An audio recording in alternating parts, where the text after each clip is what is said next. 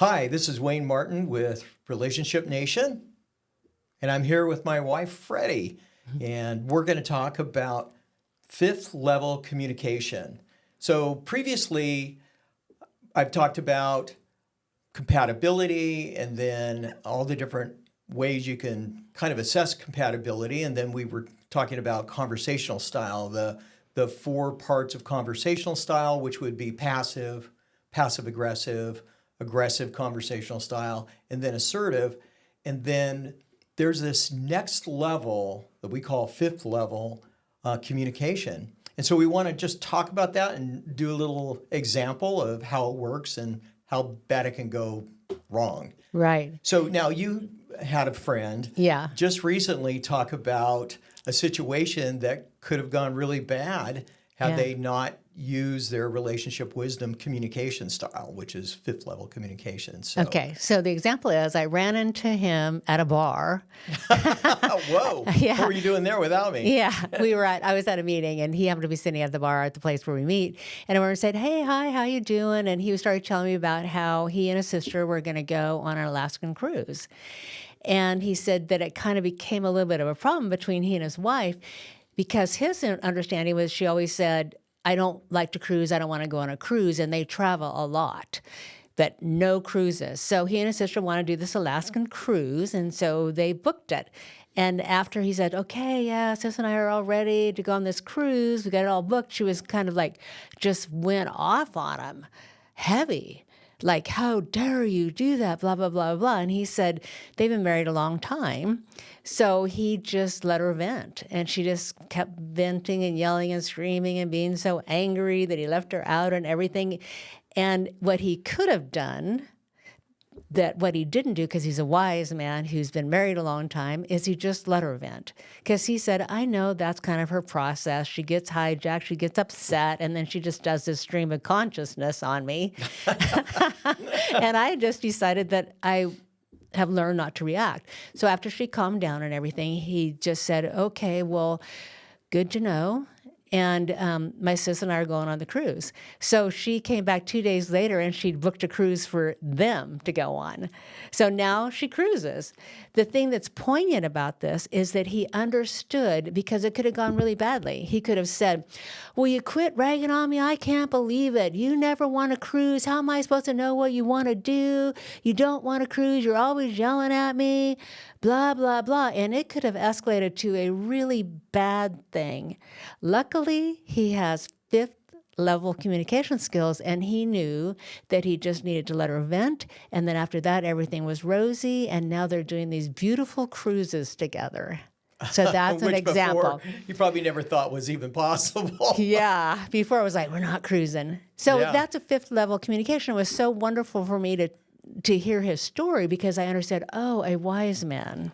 Right. He and understands. Even though we're talking to a lot of you that are single, you've gone through divorce, connect the dots on this. You're in a relationship, and, I know in my previous divorce, we didn't have fifth level communication. Right. We didn't even know what the concept was. Yeah. And, but, we're going to demonstrate another one where just recently, Freddie and I, we'd been working really hard all week. We were really tired. We were really hungry.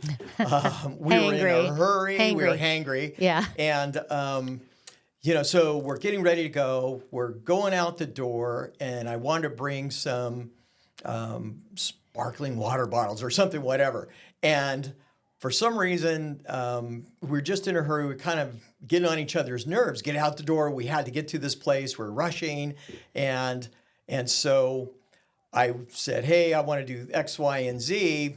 Freddie said something to me just off the cuff, and I almost use an F-bomb, and I never do that with my wife, and I just don't do that. Yeah. But I was so tired, hungry, and in a hurry. But then I used my fifth level communication, and I just let it pass. And I just decided, hey, you know what? I've been in a relationship so long, doing this type of work that I thought, well, it'll just pass. I just know tomorrow won't be a big deal. And the next day was kind of a big deal for me internally. I still hadn't said anything to Freddie.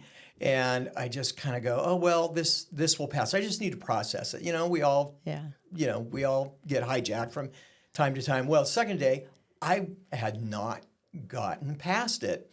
But now the thing that I really did was I took a look at it and say, well, how could I approach Freddie without making her feel bad? Although we need to set some boundaries here, potentially. Potentially, we don't know. We haven't had that discussion yet. And so then I broached the subject with Freddie and said, hey, this kind of hurt my feelings. I'm processing this. I don't know why it affects me so deeply.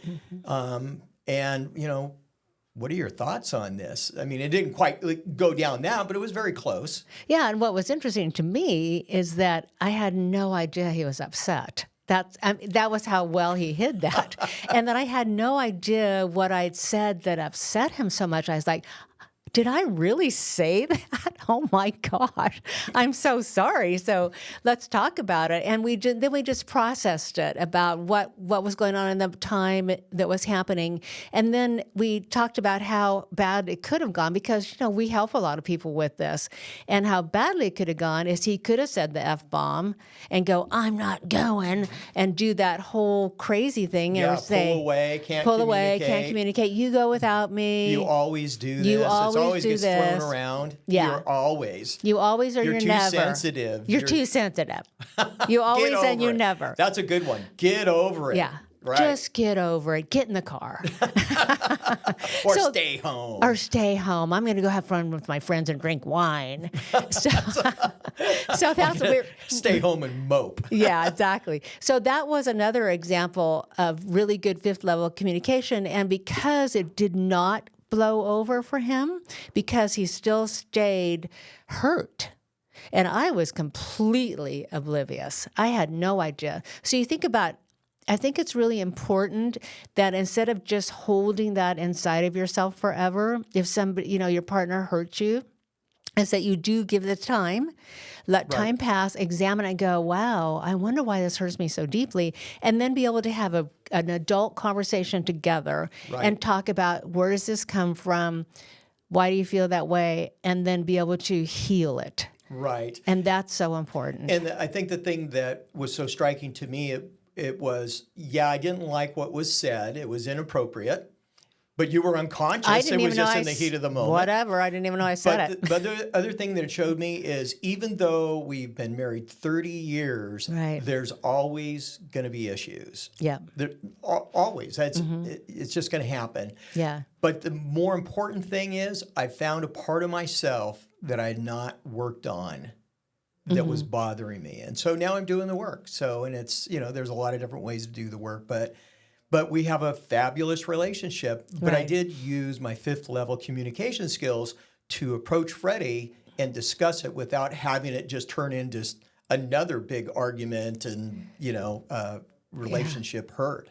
So, and that's a thing that's really important that we're teaching you is that it's important to be able to step back, take a breath, look at it and go, is this my issue? Is this their issue? How can we handle this without it becoming a divorce court irritant? Because you look at couples and that is exactly how it goes down. They just start accusing and finger pointing, and you never get defensive, stonewall. And that's why we're so passionate about helping people understand how important all of this is. Because this isn't the first rodeo. I mean, I was married, divorced, live with somebody, train wreck. Yeah.